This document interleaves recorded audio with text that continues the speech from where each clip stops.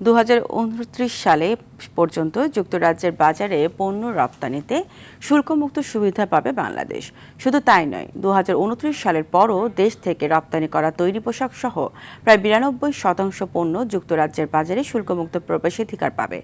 চলতি মাসের শুরুতে ঢাকায় নিযুক্ত British high commissioner Sarah Cook এক অনুষ্ঠানে এই বিষয়ে আশ্বস্ত করেন।